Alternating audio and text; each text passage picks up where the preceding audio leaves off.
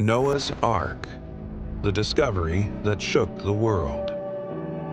What if I told you that everything you thought was just a myth might actually be buried under a mountain in Turkey? In 1959, a Turkish pilot looked down at a remote peak and saw something that shouldn't exist. A boat, hundreds of feet long, miles from any ocean, at an altitude where nothing should survive. He took a photo and forgot about it, until 60 years later, when scientists returned with equipment that could see through solid rock. What they found inside would challenge everything we know about ancient history.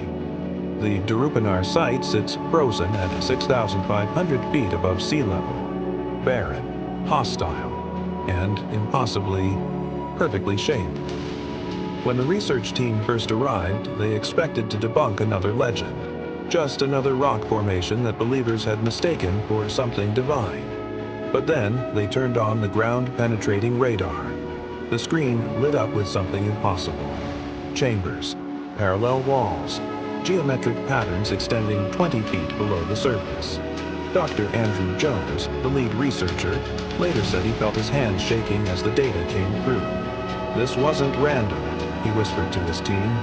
"This was designed." They began the excavation carefully. Every layer of earth removed revealed something new. Petrified wood, ancient timber preserved in stone for millennia. And then, the symbols, carved into walls deep inside the structure, markings that matched no known language. Warnings, instructions, a record of something humanity had forgotten, but nothing prepared them for what came next. Soil samples from inside the structure showed organic compounds 200% higher than the surrounding area.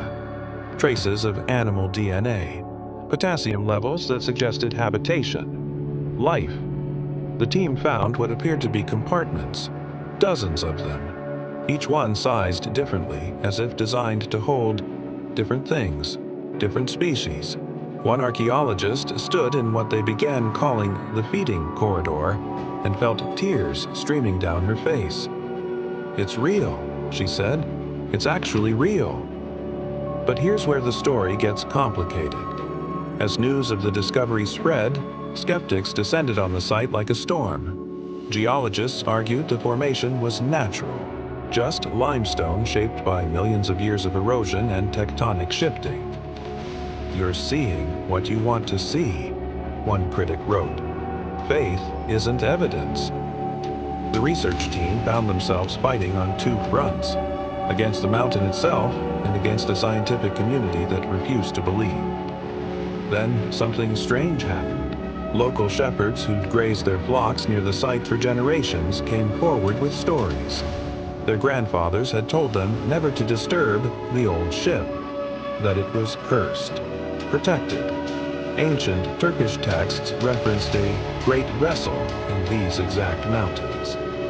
Armenian historians wrote about pilgrims who'd ventured up to touch the wood of salvation. The clues were everywhere. They always had been. But one question haunted every researcher on site. If this really is Noah's Ark, what else from those ancient stories might be true? So here's what we know for certain.